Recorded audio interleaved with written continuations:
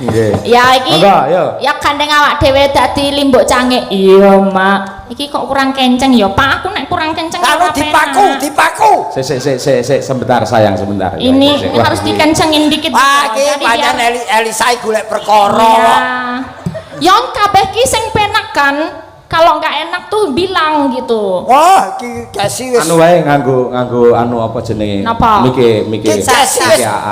Kesi wis brebes kabeh lho iki. Elisa. Oh, beda cagake beda. Do Elisa Cahayu. Nggih, Bu. Elingo karo Bu Kesi. Awakmu teko kene dadi bintang tamu sejak Bu Kesi lho. Iki Bu Kesi leres sendika dawuh. Wis pas, Mbak Elisa, pas. Niki wajan matur nuwun lho Bu Sri, sampun nimbali kula makaping-kaping niki. Oh, kowe iki titenono. Wong wedok ki angger jenenge Sri, kuwi pinter memanage apapun rumah tangga maupun ekonomi.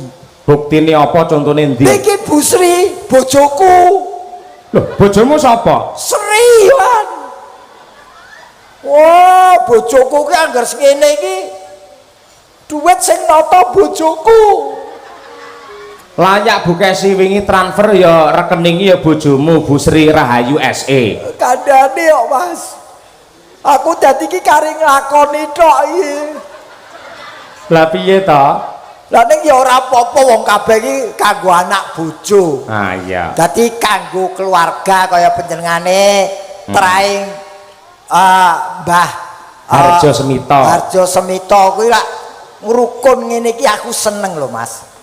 Dadi bola-bali wis tak jlentrehke. Kalau sebuah keluarga harus tahu arti keluarga. Apakah arti dari keluarga? Keluarga itu terdiri dari beberapa suku kata. Keluarga. Itu keadaan apapun baik suka maupun duka harus selalu bersama-sama. Lu ki lupakan egoisme masing-masing. Arahnya harus selalu berpikir positif. Terakhir gagasan harus sesuai dengan situasi dan kondisi yang ada. Nggih. Gandeng iki keluargane Eyang Harjo Semito mohon dipertanggungjawabkan sisan gawe Harjo Semito per suku kata maknanya bagaimana harus dijabarkan. Har kuwi harapan beliau keluargane bisa rukun. Jo nganti cerah bubrah. Sebisa mungkin sampai akhir hayat keluarga tetap bersatu. Nganggo mie barang toh? Harjo Semito kok mie barang piye? Milo anak putu ya miturut nganti saiki ya rukun. Terakhir to lho iki toto gelare manggone beda kutha ning tracere tetep kene Harjo Semito. Wah ya elok tenan. Aku ki aku seneng lho iki beliau nuwun sewu mergo sing tak tepung utawa sing aku ketemu Bu Sri. Beliau itu termasuk orang iki ana kata-kata yang baik. Beliau itu selalu berpikir ke atas untuk memohon, berpikir ke bawah untuk selalu bersyukur, berpikir sekelilingnya untuk saling berbagi, dan beliau tidak pernah berpikir menjadi orang sempurna, tapi selalu berpikir untuk menjadi orang yang berguna. Wah iya elok. Ora neh ramokal wis marambah makaping-kaping dinan ditimbali karo Bu Sri, wong nyatane pinter kaya ngono Pak Gareng. Aku tak hati-hati kok Mas. Aku ki tak hati-hati. Tak hati-hati mergo aku wis ngerti. Untuk bisa berjalan kita harus berlatih cukup 1 tahun. Tapi kalau untuk menjalani hidup ini butuh waktu bertahun-tahun supaya hidup kita tidak salah jalan. Wah iya kata mutiara dan bijaksana. Iki ora mutiara iki yo senja utama terus biru malam. Kuwi kereta api ya Nyok. Sindoro. Tegese kata-katamu bergas apik penuh nasihat ngono lho. Lah ya kuwi. Iya. Dadi Ngono lho Mas, dadi awake dhewe iki hidup harus selalu apa ki belajar. Dadi ora ana kendhat anggone mikir lan sinau. Bener mergo sak larang-larange bondo kuwi ngelmu ya ta, sak apik-apike tumindak kuwi sinau ngono kae. Heeh. Aku cocok iki cocok. Heeh. Ning tenan lho iki nggone rowo lho. Iki biyen ki riyen nggih teng mriki nggih Bu Sri. Nggih teng mriki nggih. Wah, marai jarake biyen le nanggap kesuwen dadi aku lali. Ayo kudune ditimbali ya matur nuwun. Tur ya ditata bergas lho Mas Gareng. Sing genah. Duit utawa rezeki sing tak tampa saka Bu Sri iki temonjo tumrap anak-anakku, Mas. Kok iso? Ya tak nggo bayar sekolah terus terang. Biyen pas kepepet wong kondisine Covid barang kok Mas kowe iki. Nalika Covid jenengan ya prihatin to kowe. Kuwi lho tak critani. Aja sok wong dadi wong sombong. Wes, aku wis nglakoni dhewe. Kapitunan rugi tur bermasalah uripku. Dadi ceritane aku ki lak seorang nun sewu niki mboten jeneng pamer, kula mung crita sak entene mawon. Kula niku PNS. Lah, gandeng PNS jane kuali, kula niku jane seniman nyambi PNS. Mboten PNS nyambi seniman. Dadi seniman nyambi PNS. Gandeng aku garenge laris, terus aku ngajokke pensiun dini kurang 5 tahun. Wong tanggapanku laris we kok. Ben bengi tanggapan terus ya. Ngapain ngono to? Wis delala kok di ACC 2018 di ACC SK pensiunku teko. Mudhun lah kok 2019 ndara corona rawuh. Weh, bosok ra kowe. Dadi jagake tanggapan 2,5 tahun meringis ning omah. Ternyata wong sombong iki entuke rugi karo rugi. Mula kae to dawuhe para pinter wong kibir iki bakal kejungkir ngono kae to Mas. Bener wis. Lah iya. Wis aku wis ya ini teguran Tuhan kepada saya. Ning saurunge Covid teko jenengan lak tanggapane wis laris, tegese tabungane wis pirang-pirang to kuwi. Loh. Kowe iki seniman kok dudu? Seniman. Kowe seniman, aku ya seniman. Padha. Kowe ngerti to pola hidupe seniman ki piye? Lah piye? Entuk saiki entek engko. Kuwi lek awakmu, lek aku ya ora, tetep disimpen ditabung. Ora ya mergo kowe entuk bojo galak kuwi. Ora galak ya tertib bojoku ki. Iso bedakne ora tertib karo galak. Iya paling perbedaannya mung tipis. Nyuwun sewu Pakde Gareng. Nun. Mudhar kowe. Nyuwun sewu Pakde Gareng. Nduk. Enten ngeten lho nggih paribasan ngeten. Bojo galak. Bojo galak itu belum tentu untuk menyengsarakan. Namun menjadi bojo galak itu adalah wujud penyelamatan suami. Bener kuwi. Lho, kuwi lho nyelametke kowe. Saiki mang takoni ibu-ibu sak niki sak mboyo lalu. Nek mboten galak, bojone ya mesti aneh-aneh ra duwe wedi. Wah, ra duwe wedi bebas. Wah, kaya konoan kuwi. Ngapunten Bu Sri, benjel lek wayahan melih bintang tamune ampun Gareng nggih. Iki ngopo malah ngobongi wong omah kudune lak ngedem-edem Bu Kesi yo. Malah dadi provokator kuwi lho. Lah timbangane kok ngamuke nyang aku. Loh, iki ngene lho. Kowe masih tak dus dina ping 1000. Yen pancen cintamu kuwi cinta sejati lan kowe kawahyon jodoh ora bakal pisah. Loh, aku ki ngomong ki nganggo teges. Apa kok aku ngarani kewahyon jodoh? Maknane ora mung kewahyon bojo, mergo bojo karo jodoh beda. Yen Bojo itu bisa dipisahkan oleh berbagai masalah. Tapi kalau jodoh yang bisa memisahkan hanya maut. Oh iya, apik. Dadi beda ya jodoh karo bojo. Wah, kowe kari milih. Milih piye? Ya kowe pilih jodoh apa bojo? Ya jodoh. Nah, lah mau neng mburi jare bojo.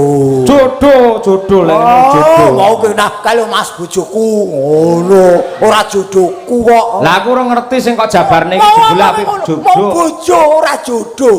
Piye kuwi? gandeng niku wau kan keweden kalih kula to Pak De.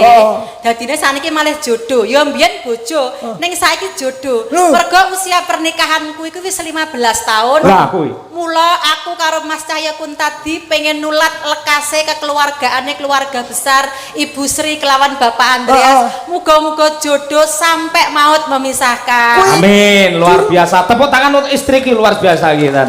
Cinta tenan aku lek ngono. Pinter kuwi. Lho, mau jare ngitunge ruwet. Kowe iki lambemu ngobong terus ta kowe iki? Aku anggere ana kanca rukun Sri. Pakde Gareng. Nun. Nyuwun sewu. Jenengan tresno kalih kula kalih Mas Cahya Kuntadi to. Piye? Nah, lek jenengan pancen pinter tenan, lek wae ingkang jenengan terjemahkan kan Ibu Sri. Saniki coba jenengan terjemahke asmane bojo kula Cahya Kuntadi. Lek jenengan saged terjemahke, panjenengan mengke kula caosi napa nggih tali asih saking keluarga besar Bu Sri. Lah niki kanca-kanca pikantuk rokok sedaya termasuk niki dipun paringi sedaya amplop niki cacahe komplit 1 kru 50 orang. Nah niki mungkin kula bagi kali kanca-kanca matur nuwun Bu Sri, Pak Andreas. Termasuk niki lho, napa jenenge? Oleh-oleh bingkisan. Nah, ayo saiki jenengan terjemahane Cahya Kuntadi lek apik langsung tak bagi nang kene. Apapun saya lakukan demi rokok. Martabatnya kalah karo rokok piye kowe iki? Lah wong ki dopingku ki ya rokok ora. Orang rokok ya kecut, pipone anyar ora dirokok ngopo? Oh, iki sidor lagi. Iki ya dirungokke. Ya sing apik ora. Jenengmu sapa? Lho. Mbak iki arep entuk rokok karo jenenge dalang ora apal ora. Sing tak eling-eling mereke rokok ora jenengmu kok. Cahya Kuntadi. Cah Blitar manggon ning Karanganyar, ya ora? Bener, Yo. Yo iki dalang sing nyambi dosen, ya ora? Bener. Kuncara asmane dalang sanggit, ya ora? Tandange ngedapi-dapi. Dipek kesi, ya ora? Pinter. 100 Pak De Gareng. Gur salaman tok. Oh tenang, Mas Cahya. Napa? Nyuwun sewu, kula badhe kepareng nyuwun wedal sekedhap. Napa? Ngaturaken tali asih tondo tresnanipun Bu Sri sekeluarga kunjuk dumateng sedaya kru, yoga, sinden lan kru teng Jawi. Niki. Kita dilut ya, Pak. Lho, entek-entekane rokoke didom. Oh iyalah. Didom yoga. Lho kuwi sing pancen bagiane yoga kok pancen kuwi kok ya. Kowe entuk rokoke mergo aku, wingi aku nyalek ora mbok pilih. Bojoku loro dhewe ya. Akeh men to bubu ngono. Sik amplope Pak De. Bojomu ki Sindene ya tenang wae, tenang. bojomu ki aja mbok kei rokok terus rokoke sak gawekno grobok ngono lho. Kanca-kanca pengrawit, Pak De sik. Wah, iki jane iki bojo dalang podhek poletor to ta? Mbok langsung di pasarane war madum stok sitok ora. Sesuk apa saiki? Sesuk ya? Iya. Lah kowe kadung mudun ya diserahke, mudun mar ngopo ngono lho. Wah. Bojo dalang yen ngitung aja meneh kok duit amplope didirat kok ta. Ben ra kelet. Mundur sik ngitung nang kono koclok iki malah ora. Lho ki saking gembirane mergo itu bonus. Wah, iki pikantuk bonus saking Bu Sri sak keluarga. Niki bikin ngaturaken soalé Pak Dalang. Nggih. Wong kok kowe padune kowe meri kowe. Meri apa? Oh kowe iki wong lanang ki pancen cucuk lampahing keluarga. Ning yen bab keuangan tetep kudu wong wedok sing ngatur. Lho buktine ya ngono kok ya. Ora, padune kowe sing kepengin kowe sing ngedum kok. Wong kowe wis dikeki rokok lho. Wis to. Kowe ki lak trimo nyedot to. Lah terus? Nah. Nyedot piye iki? Iki kowe. Lah terus? Ki aku. Loh. Sing sampurnamil ki dalange. Awakmu ki apa? Kan remil awakmu. Endi? Rokokmu. Rokokku ora sampurnamil ku yen tuku dhewe gandeng iki dikeki ya sak olone. Lah kuwi biar kok rokok kuwi nggo. Apa? Kuwi ya kok rokok. Didol. Lah, Wong diparingi ya ora dirokok. iya. Wong kurang to kowe. Kurang apa piye? Mboten monggo mriku. Nek tenan lho niki kabejan tumraping seniman nggih yen ditimbali piyai kados keluarga besaripun Pak Harjo Semito menika. Nggih. Kula seniman niku yen mulya ya ngungkuli raja. Nek pas rekoso ya sak ngisore kere iki tenan Mas. Nggih pun yen ngeten niki suguhane banyu mili ning anggar wis rekoso metune banyu putih tok glegeken. Karo nguyah nyuh niki jenengan tak goleke kanca. Ayo. Janjane sing dipatah supaya ngasta ndalang ki ra mung aku tok. Ning sejatine iki duet karo Mbak Elisa. Lah, supaya Mbak Elisa matur dhewe karo keluarga besar Eyang Harjo Semito, mula panjenengane ben jumeneng luwih dhisik Mas Gareng. Nggih. Tak tang. Oke, monggo Mbak Lisa. Yuk.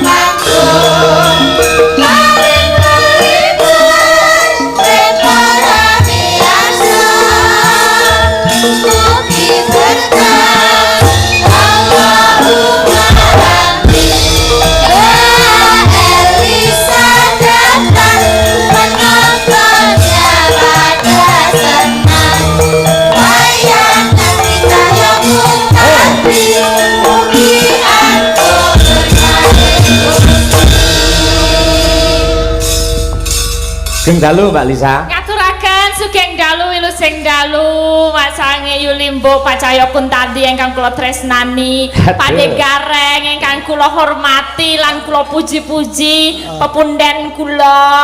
Amin. Minuliyeng jagat raya.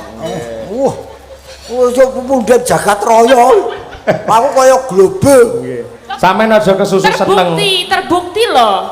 Seorang gareng iki ora mung siji loh, saiki teng tlecek kaya tumo ning ndi ana gareng pletek gareng niku kan berarti minuliyeng jagat raya. Nek ya ora kaya tumo to. Foto pating tlecek kaya telek. Itu berarti kan berhasil toh Pak De. Sampai di istilahnya banyak yang meguru kalian panjenenganipun. Aku ora iso berbagi rezeki arupa duit ning berbagi rezeki arupa kepinteran. Kabisan ilmu. Nah niku lebih apa ya, lebih mendalam dan bisa lebih durasinya lebih panjang. Nah niki wajan kabejan piyai mriki niki sponsor niki Elisa. Sapa jenengmu? Niku lho sampun katulis kaserat Elisa Orcarus Alaso SSN MPSI. Oh, sarjana seni mambu pesing. Magister psikologis. Jangan emosi, waduh, jangan emosi. Mas Elisa Orcarus. Ora pecus. Orcarus Alaso. Orcarus Alaso. Injil leres. Orcarus Alaso ki apa nama marga do? Boten. Lasso ki Orcarus itu maksudnya ki shining. Nur nek cara Jawa. Oh. Cahyo. Iku. Nah sama cahyo. Oh, cahyo. Nah, basa kerene Orcarus. Cahaya. Jane Orcarus karo cahyo iki padha. Plek. Gitu, sama arti. Plek. Sama arti. Ning akhire ra iso plek mergo bojone galak. Iki esen ki kowe biyen sekolahe seni, leres Pak De, riyen wonten seni. Isi apa isi STSI? Isi Yogyakarta, jurusan pedalangan. Oh. Kula tapi wis isi ora STSI apa? STSI mbiyen ki Sekolah Tinggi Seni Indonesia. Nama Terus lampah. munggah derajate dadi institut. Jare rektormu ki STSI sekolah tanpa sinau iso. Ora ngawur, tetep sinau. Lek sinau malah lebih ganda, lebih akeh. Oh ngono ya. Ning sah. Nggih. Iki kamu betul-betul mencerminkan bahwa seniman sekarang tidak bisa dipandang sebelah mata dengan adanya seorang seniwati seperti kamu. Kok ngaten? Yo, kejaba pinter, wasis dan mumpuni. Nggih. Loh, wis Mumpuni nggih kowe iki mboten. paket komplit, pinter, ayu, bawaan apik, dandan besus, iso diapusi. Niku sing poin penting. Kene diapusi. Ning sing baku ngeten Mbak Elisa jenengan perlu wigati menika matur kalian menika Bu kula Sri ajeng Sagotra matur, nggih. Ibu kalian Bu Sri, Pak Andreas Sagotra sedaya kulawarga besar Harjo Semito. Kula menika kepatah dados dalang sejatosipun. Bengi iki. Nggih dalu menika kepatah dados dalang duet kalian Bapak Cahyo Kuntadi. Nggih, sampun rumiyin sanget nyuwun mendawuhi saya sama Pak Cahyo untuk duet. Biyen. Nggih nanging dilalah kersaning Allah. Piye? Menika kula wonten alangan. Oh. Nggih alanganipun dilalah ibu saya baru sakit jadi nggak ada waktu untuk bisa Berlatih. Nggih kencan bareng karena harus menunggu di rumah sakit lama. Betul. Tadi yang Nggih. nyambut gawe separuh-separuh ya rapi. Nggih mekaten. Jadi kemarin saya izin Bapak Cahyo sama bisa diteleponkan pada Ibu Sri dan keluarga Nggih. menawi kula nyuwun pangapunten ingkang kathah mboten saged duet kalian Bapak Cahyo. Ning upami Elisa Sios dalang mengke malah bingungke Bu wong ngomongane pating pelkutuk ngaten. Oh iya, setetek yo ngerti aku wong yo Iya, sinau nggon dalang yo Kok Pak.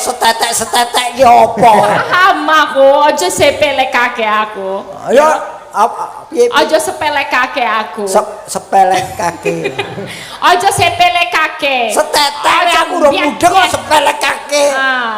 Aku ya iso tetepan walaupun mung setetek mboko setetek. Setitik boko setitik. Ora seteteke diboko. Niku maksud kula, nggih niku kula saged lah. Saged. Nggih. Ning gandeng wektune ora iso, iki ya nyuwun pangapunten, kepeksa ora iso. Boten sakit dilalah ini nggih kula mboten Natalan kalau wingi juga karena ibu sakit sama jadi emang waktunya sangat mepet sekali dan sangat mendadak. Pangapunten ingkang kathah karena yang utama walaupun kita punya pekerjaan banyak, walaupun kita menyukai seni, walaupun kita mencintai pekerjaan kita, tapi yang kita utamakan itu kasih sayang kita pada orang tua. Betul. Ya, iki patut minangka contoh. Kuwi sing marake awak dhewe iso rumaket anggone paseduluran dimulai dari rasa cinta kita nomor 1 karo ibu. Betul. Nek wis seneng karo ibu, mencintai ibu bagaimana beliau melahirkan kita, kita sadar diri. Ojo nganti natoni perkataan kita, ojo nganti natoni ibu. Ya. Seko awak dhewe menyayangi ibu, nanti kita bisa tuwuh rasa tresno awak dhewe karo bapak. Nek wis tresno karo bapak ibu, iso tresno karo sedulur kabeh sak keluarga besar Harjo Semito iki mergo saka awet mung rasa tresno karo wong tuwa. Ngono lho. Ya to. Aku kaya omongan karo Elisa iki kaya omongan karo ahli jiwa. Iya. Kok kandhani mambu pesing kuwi mau kok apa dek. Ya sangat luar biasa ya mergo kebijaksanaan saking Bu Sri sak keluarga satemah panjenengane tidak mempermasalahkan Mbak Elisa. Monggo kemawon bebas mawon menawi Mbak Elisa mangke kersa mayang nggih syukur wadene mboten nggih mboten napa-napa.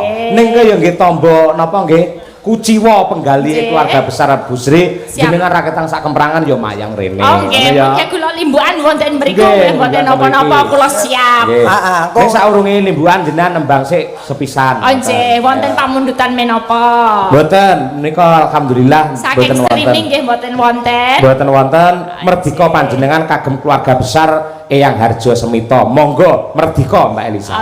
Sing petingan kanggomu, Nduk. Petingan apa? Kadung tresno, Pak. Oke, siap. Nggih, kadung tresno sak dawanipun Mbak Lisa. Siap. Kadung tresno. Gareng kemeruh ora. Nggih. Darminto iki. Apa?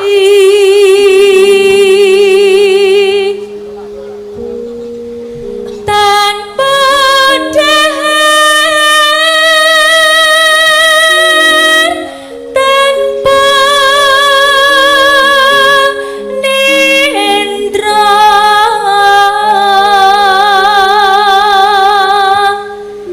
kayung yon marang selirane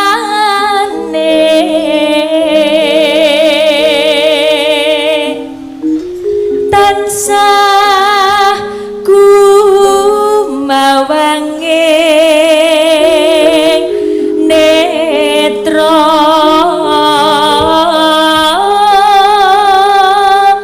jero ati kadung tresno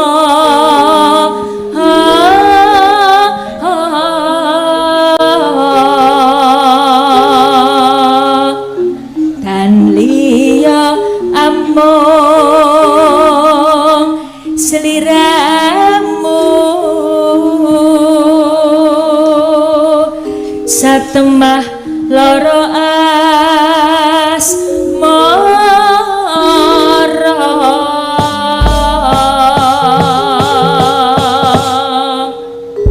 Terima kasih. Niki mangke digarap ala warga laras. Jadi sepisanan langgam, kedua dangdut ning slow. Nah, cocok. Oke. Mas Gareng sing jogeti, wah mat iki. Oke. Lah iya. Monggo Mbak Lisa, yuk. Lamat wis katon tejane yen kok tangkatan pacarang aduh wirakane sinawangkan boseni yen besengut wimbuh patut nyata jati kumrah hati aduh lestari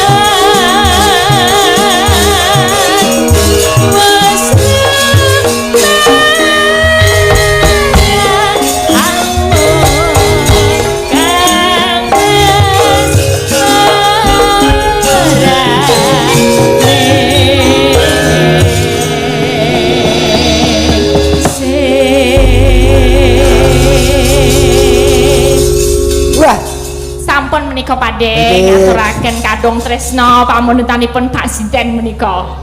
Saking kula warga nggih. Nggih.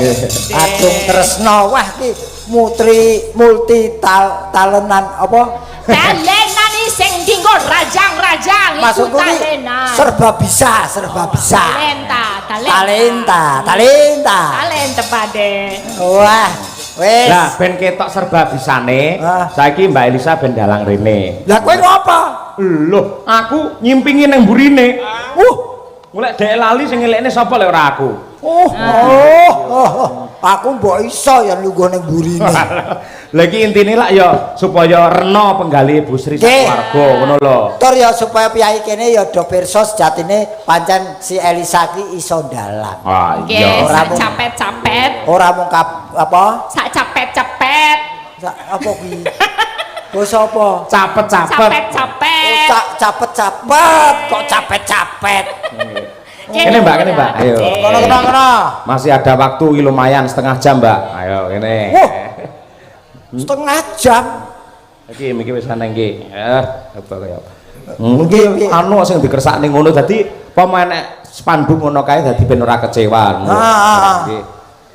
Jan. Anu tulung iki sing dalang Elisa. Kowe isah-isah ning mburi ngono. Dinggelmu mlocot ki ora ngono. Lha ku timbangane nganggur ngono lho. Nguyuh aku nguyuh. Ya Mbak kene Mbak. Nyuwun tepuk tangan yang meriah untuk Mbak Elisa Orcaro Salaso. Nggih, persembahan untuk keluarga Bu Sri. Ya Mbak, maju. Tak pasangke mike. Loh, sing yo aku asistene kok yo sampean iki enek-enek ora. Walah. Iso sila ora? Lek ora iso tak silakne. Ayo kene. Suwi ra metu lho iki Yan. Eling-eling aku iki. Aku tak ora nyawang kok ya. Aku tak madu prono kowe tak. Buka sila arepe pipis monggo lho pipis sik. Ayo. Gak aku ora nyawang. Ngono aku. Dadi kesi kok ya sabar men ngono aku. Minta tolong Ngapunten nggih Bu Kesi niki nggak bisa nali sendiri saya, jadi harus ditali. Oh, kowe pomo bojo. Iki aku sing ngono lho, karo bojoku wis diparut mesti wis. Kuwi lek bojoku iki sabar darono kok biayane. Oh, sabar apa bojoku nyawang ngono wis mekrok. Iki lho si Elisa iki lho pada tak sawang komburi ngono kok ya yen gulumburi wah jan. Anu ojo kendo, ojo kekencengen ya. Sing pas wae ojo kendo, ojo kekendonen, ojo kekencengen. Kendo ora parain teratat wah jan sengele le apik. Ojo kenceng-kenceng ya. Ojo kekencengen, ojo kendo-kendo. Nggih. Angine pas ya. Iki cempolone, iya. Cempolo. Semene cempolone. Oh ya, penak iki. Pak penak ya. Ya. Ya. Nyuwun sewu Pak Cahya. Ana bata dirubung semut. Caket. Sesuk-esuk Pak Cahya awas tak sampluk parut. Tak dukung. Saya ini kurang kenceng ya. Rumangsa Semut rasane manis. Caket. Nadyan kok sampluk parut mesti tak tangkis. Leleh. Ana bata digecek-gecek. Caket. Besok Pak Cahya digecek-gecek. Nggih. Ya iki. Monggo, yo. Ya gandeng awak dhewe dadi limbuk canggih. Iya, Mak. Iki kok kurang kenceng ya, Pak. Aku nek kurang kenceng Kalau dipaku. Sik sebentar sayang sebentar. Ini harus dikencengin dikit. Iki pancen Elisa golek perkara. Ya kabeh ki sing penak kan. Kalau nggak enak tuh bilang gitu. Wah, iki Kesi wis Anu wae nganggo anu apa jenenge? Miki. Kesi wis brebes kabeh lho iki. Elisa. Oh, beda cagake beda. Do Elisa Cahayu. Nggih, Bu.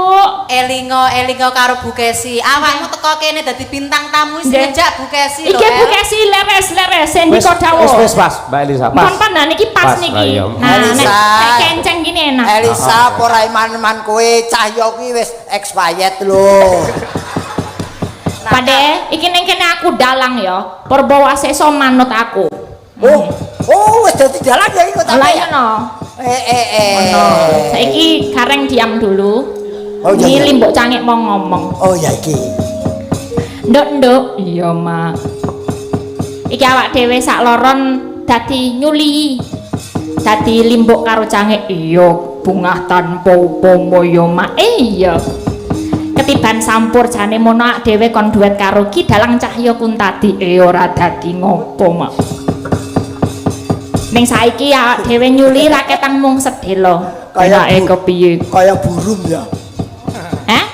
Ya wis apik terus. Ojo gagas penonton sok cangkeme elek. Seneng kaya ketiban apa Mbak Elisa? Seneng kaya ketiban apa mau? Ora krungu aku. Kaya ketiban apa sampur? Oh sampur. Ya. Ketiban sampur. Awak dhewe kanugrahan iso lungguh ana ning bantale Ki Cahya Kuntadi kene. Wong lungguhe aku ora apa-apa lho kowe iki.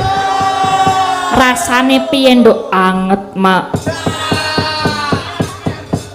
Penak apa ora penak bul bantale empuk. Iki penak ya dhewe kepe lha yo ak dhewe tugas dadi dalang berarti matah bintang tamu gareng karo Cahya Kuntadi. Kingko iso rebutan karo Tatin. Ya dhewe ngongkon Tatin ben maju soalnya ket mau ngombe ya mak iya. Ayo Tin maju Tin iki wayahe maju diwehi lagu apa ta apa? Apa ya lagune manut karo kanca-kanca madang karo. Ora ono lagu kok judule manut. Oh iya, berarti nyaran apa no? Oh iya. Oh aku ngerti. Lagune nek madang karo biasane anu panas-panas sikile mlentung. Apa kuwi? Kae lho Medion kae lho. Oh. Apa kae? Panas-panas mlaku. Panas-panas. Sing mlentungi awakmu tak plentungi ora. Panas-panas mlaku, Mak. Ya nyuwun panas-panas mlaku kanca-kanca. Mbak Tatin, siap-siap maju ke depan.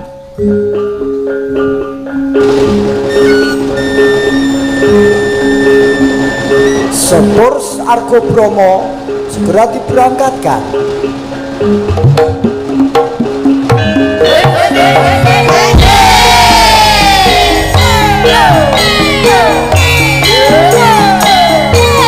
Hati numpak sepur ya Mak. Iya ndok numpak sepur. Akeh usum mudik iki.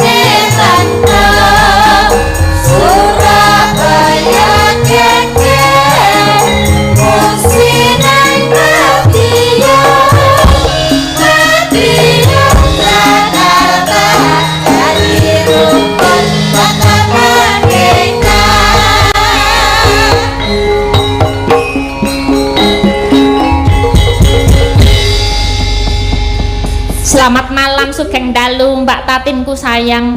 Sugeng Dalu Mbak Elisa Orcarus Alasu. Mak Cangik ngono wae. Mbak Limbo Mbak Cangik. Gimana kabarnya Wilujeng? Alhamdulillah sehat. Sehat. Waras toh? Ya waras, masa ya ora waras. Oh iya. Rene mau numpak apa?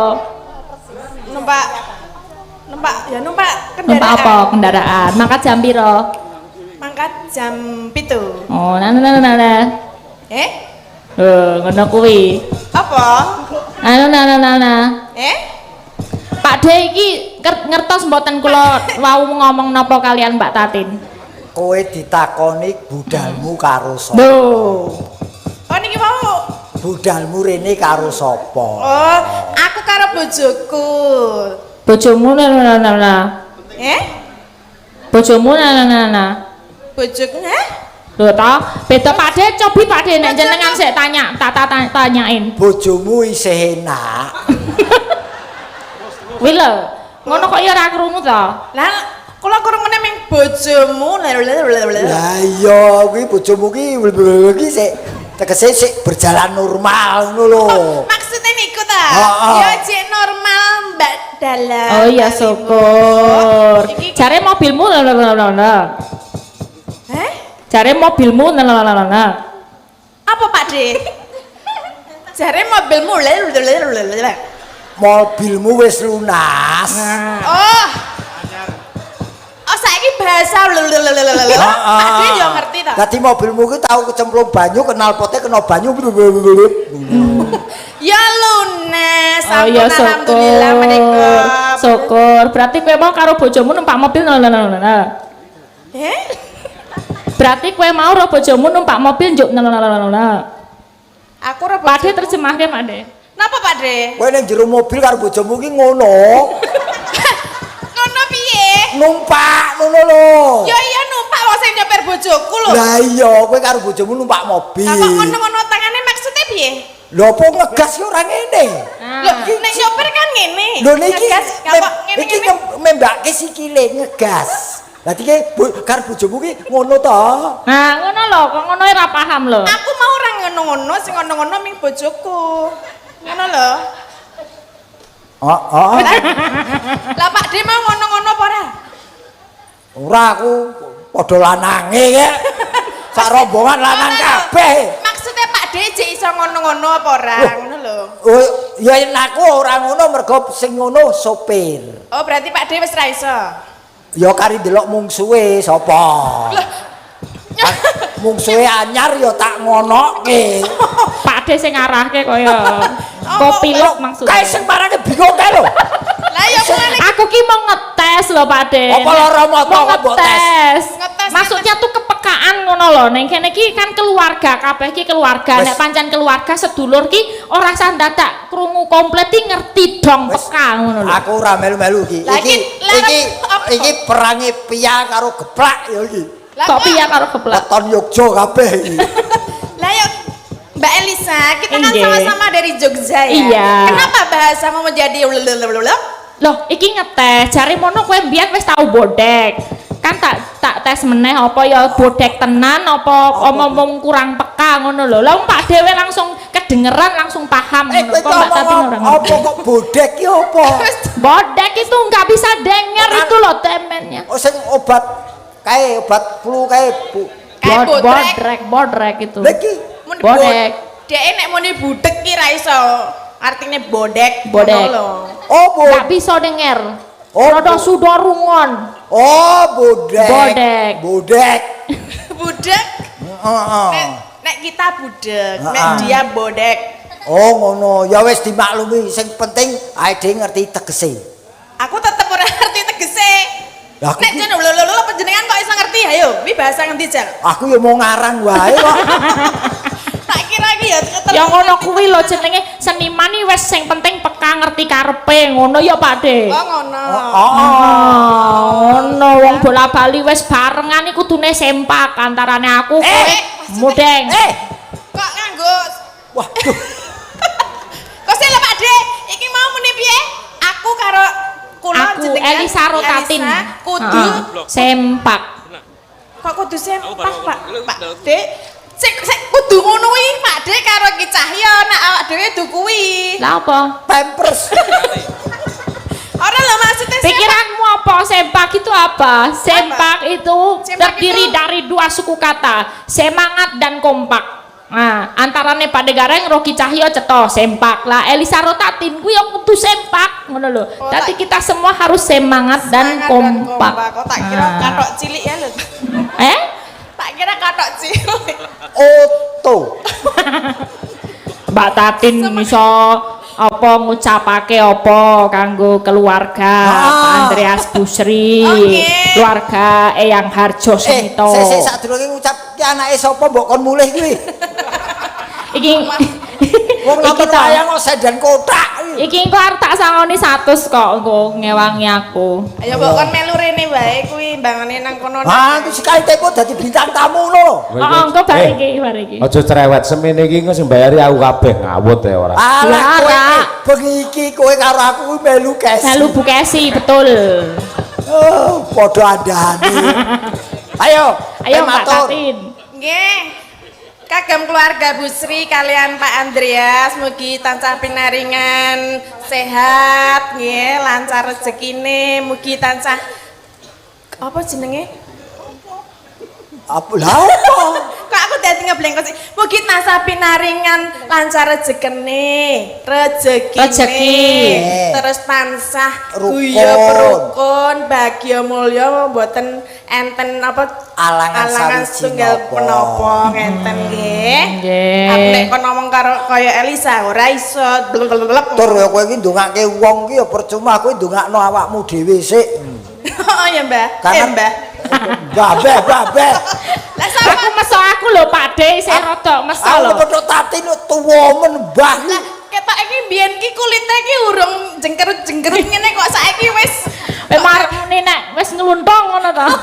biyen ki jek alus ngono lho jan. Aku ki- Almarhum Pak Seno. Weton kraton. Dadi ora jarik tok sing tak wiru, kulit ya tak wiru. Oh ngono. Dadi Oh. ben komplit dadi sak Komplit. awake kabeh wironan. Aku kepethuk tati dadi tambah umur aku. Lah jenengan sakniki yuswa pinten Jal? Ora usah takon kok ndak mbok nyang. Kok dinyang sak menehi pira? Ora ya, ora. Tidak ada rahasia buat saya. Saya tahun depan 60. 60. Wis tuwek ya. Mulane kok dinimbah kok ora gelem. Lah aku rong duwe putu kok. Apa nek mbah iku kudu ndek putu? Meh duwe putu lho. Meh. Nek ciri khase wong diundang mbah ki yen wis duwe putu, sok yen putuku lahir undangan mbah. Oh, 60 tahun kok urung ndek putu ya. Loh, aku tertib kok. Tertib ta? Heeh. Oh, berarti iki belum mbah. Ya sepurane nggih. Sapa jenenge Om? Ah, kuwi leh wang-wangun. Oh, Piye-piye walaupun lanjut usia, orang itu pengennya dianggap punya jiwa muda. Oh ngono. Jadi walaupun lanjut usia, itu pengennya dianggap berjiwa muda, tetap timur. cah loro ki do arep rebutan warisanku waduh. Ya ora. Kene mbah kono jiwamu. Wis iki saiki kowe kudu diketoke kaprawiranmu mumpung kepethuk dalang wedokan kuwi. Kok dalang wedokan? Kok dalang wedokan? wedok. Iya dalang wedok ning ki cake kaya wong lanang dadi wedokan. Nah, Mergo dalang kok tetep sikape kudu kaya wong lanang. iya Wong bener. lanang. Nek dalang wedok iki malah penak apa luwih gampang apa luwih angel? Lho, Angel dalang wedok kuwi. Angele piye? Angele iki nggo nyabetke wayang kuwi ora seprigel karo dalang lanang. Ora iso? Ora iso seprigel dalang lanang. Mergane? Mergane iki delok ya. Lho. Nah, ana sing mengganjal. Oh. Nggon arep nyabetke iki ana sing marai ganjel kuwi lho, sing Tapi nek marake ra keprak iso. ya jek. gene ora ana sing ganjel, sok meneh nandalan diraminating. Kaya ana dalang laminating dulu ke Wong kari fotokopian. kabeh kari anu sing carane kepiye kok terganjal oleh situasi dan kondisi. Nah ya, Iya ya, coba. Alisa luar biasa apa-apa iso lho Pak. Iso wis Dalang iso, Iso. nyanyi iso, Nyinden oke. iso, Nabuh oke. nyopet ya oke. Nyop. Iki lho kancamu dhewe lho. Iki Mbak Tatin ono spesial permintaan lho iki. Napa? Ah, Mbak Tatin kudu gandrung Pak Cahyokun tadi. Ya ono permintaan tenan. Dadi sing gandrung kudu Mbak Tatin. Pak Cahyokun tadi carane iki pasif. Nah, sing aktif sing wedok. Nah, engko sing dadi embane Pak De Gareng. Aku ora mlebu aku. Lah piye? Ditonton wong akeh dadi ban. Lah kan dadi Loh, apa? Yo. Purbawaseso ki dalang lho, Ora, aku bebas dadi- dalang arep dadi kepiye aku kok. bendahara. Oh, bendaharane buka sibuk niki nganu nggih kula nyuwun izin nggih menika. Ah, nggih wis siap kok. Mbak Tatin gandrung Pak Cahyokun tadi. Terus lakone apa? Lakone gandeng sing wedok sing gandrung berarti Mbak Tatin dadi suminten ngono. Kun, ayo kun. Kun. Kum cengelmu iki ora. Nah, Oh, yo Sing aku. komplit ngono lho. Aku- Cahyokun tadi Pak kan. Cahyokun lah, lah, tadi engko aku- dadi Mas Broto. Mesune karo Elisa kok ndemoke karo aku. Ayo. Ya. Oke. Biasanya aku lek diperintah karo sapa-sapa iki moh. Mau terus. Gandeng sing perintah iki wong ayu to, dadi aku gelem malian iki. Oh, ya. Pak. Iya, sama-sama. Oke. Halo, Ini tenang aja. Ini cowoknya pasif, jadi yang aktif nanti harus yang cewek. Nah, kok nek Mbak Tatin kurang aktif engko tak kritik engko dicomot karo Bu Kesi. Oh, dicomot kok wis lunas kok. Oh toh, kok aku urung. Iki piye posisi kula pripun iki? Oh jenengan dados broto, mengke sik nganu sik ngoyak-oyak ben Mbak Tatin lah. Maksudnya kula linggo napa ngadat? Oh lah. Ya ngadeg. Nah menika perbuatan penonton pripun Pak Cahyo menika jumeneng napa lenggahan mawon? Jumeneng nggih Pak. Wong lanang iki kudu ngadeg. Nggih, pangapunten Pak Cahyo. Siap, Menika nggih. panjenengan wedok. nggih. Ayo. Ayo to. Yo, terus. Carweng carwa.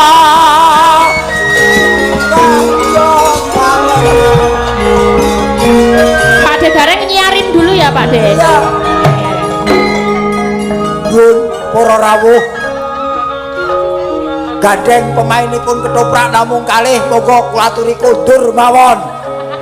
Aja no. Nyiarke sing apik ngono lho. Nggih, dalu menika giaran ketoprak Cahya Kumala. Kanthi sesirah apa? Kanthi ira-iraan. Kairan. Nggih niku lakon apa? Suminten gandrung. Suminten gandrung. Suminten itu. Gandrung. Tok tok tok tok tok tok tok tok tok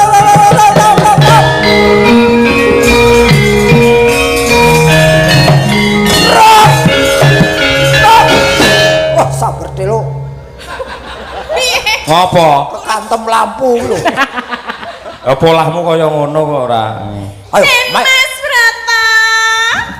Kusik. Ndak sawang yen ora kleru kang dadi panyawangku. Iki kaya suminten sing trepeki aku. Kula Den Mas Brata, kula menika sampun madosi panjenengan wonten pundi-pundi kemawon kok ya ketepune nang kene ngono lho. Bugesi ora sir pipis-pipis sik ngono lho ta. Den Mas, Kepiye kula suminten? menika madosi panjenengan ket wonten pundi to? Kusik Toko ayo, kudune kowe lak ya ngerti karo tata krama. Lah napa to? Kowe iki wong wadon. Kudune pinter ndelikake wadine. Kenapa kok kowe wani gepok singgol kelawan aku, suminten? Lah kula menika sampun kapan saestu kalian panjenengan lho Den Mas? Banjur yen wis ketemu karo Mas Broto apa sing bakal ndok tindake ae? Kula pengen ngomong sethithik kalian panjenengan. Mara kage matura sing ndok karepake kepiye? Den Mas, menika wiranipun kok mboten sae kula benake to Den Mas.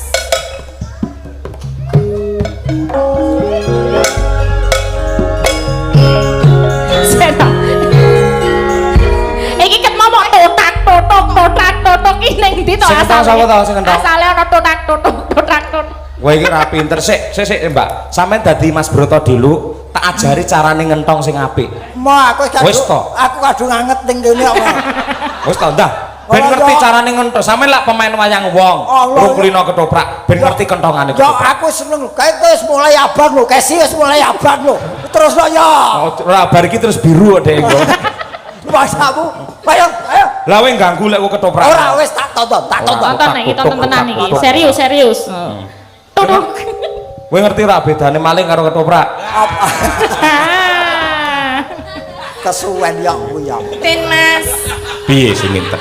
panjenengan menika mboten mangertos glagatipun kula. Glagat sing kepiye sing ndok karepake? Nek jenenge wong tresna menika rak nggih kados ngeten iki napa kados panjenengan mboten kraos atinipun panjenengan menika napa mboten kraos to Den Mas? Sing kok demek kene sing obah kok liyane. Den Mas. Kusik ngene. Suminten. Apa kira-kira kowe ora kulak pawardo adol pangrungu lamun to Den Mas Broto wis duwe pacangan? Saya tidak peduli. Gegantilan kemayune ora. Den Mas, kula Ketoprak saya tidak peduli. Mengko dhisik kok ngacung-ngacung terus to niki iki kula menika tresna saestu kalian panjenengan lho Den Mas. sing dadi mutiaraning uripku Kusik. Ah, Sing dadi arep nanti. Ngene wae lho. Jar. Oh, jare kowe jane suminten apa copet bengak-bengok. Bosen to.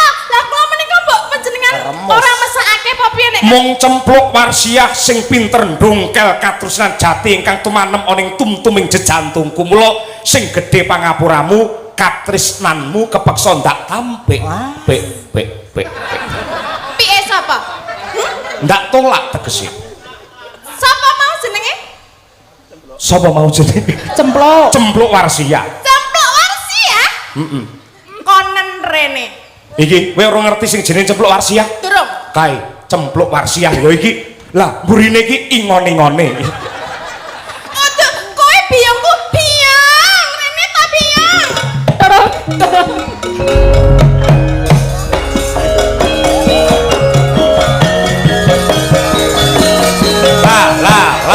Ya.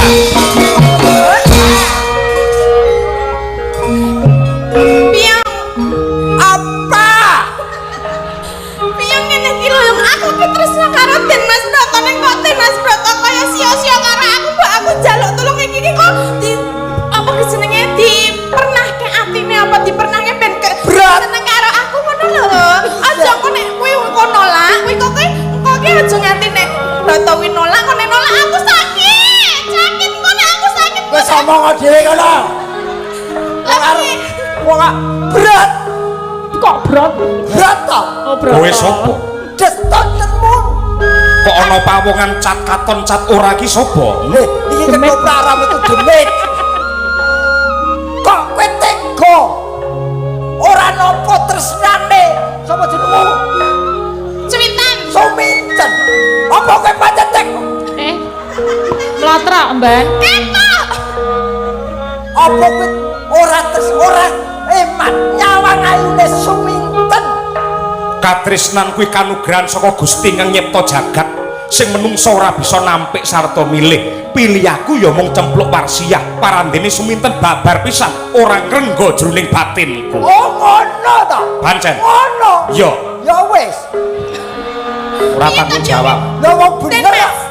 Jenenge tresna kuwi jalaran saka kulino lho. Tresna kuwi jalaran saka kulino. Bener. Nen kula nek apa jenengan dipun tolak, jenengan bakal kualat. Kok kualat? Biyong rene ta? Kok dadi kowe iki ora iso iki lho, iki kenapa dadi kanu terus iki lho. Lah yen kowe pancen tresna karo aku napa dadak lantaran biyong iki? Panjenengan ana manut karo aku. Mongko biyong iki lak ya ora tanggung jawab. Lah iki Biyong iki ora tanggung jawab. Kudune iki pinter nyimpen wadine wong wadon. Parandene kok kaya ngono. Biyong. Iki lakone pembantaian apa piye? Maksudnya bae ditembungke ben nganti dadi ngono lho. Broto. Piye? Welas ana anakku, Broto. Welas kepiye sing tuk karepake? Ora ketang amung sedina. Dadi bojone Aja sedina 5 menit bae aku terima. 5 menit yen pancen ora enak balekno. Kok ngono ta? Oh, ya iso kaya ngono. Andum katresnan ngono lho. Andung katresnan. Ora bisa. Katresnan iki dudu barang lelemeran. Ning kuwi sifate suci. Ora kena kanggo dolanan. Bener. Aja ngono, ning aku tresno tenanan kok nek jenenge nampik wong wedok, engko bakal ditampik genti ngono cepet. Broto. Brat. Broto. Brat, kamu mau enggak? Tompo toto. Ora bisa. Ora ketang mung sakedheping netra toponen anakku. Loh. Kowe iki dapuk dadi sapa jare emban kok wong tuane si Suminten? Kowe adopsi. Toprak adopsi. Lah wong iki mboke ngono lho. Aku iki mboke Den Mas Suminten. Broto. Nek pancen kowe tresno karo jenenge sing Cempluk Warsiah konen rene. Pratane Cempluk Warsiah, monggo Bu Kesi Rahayu. Tok tok tok tok tok tok. Monggo Bu Kesi.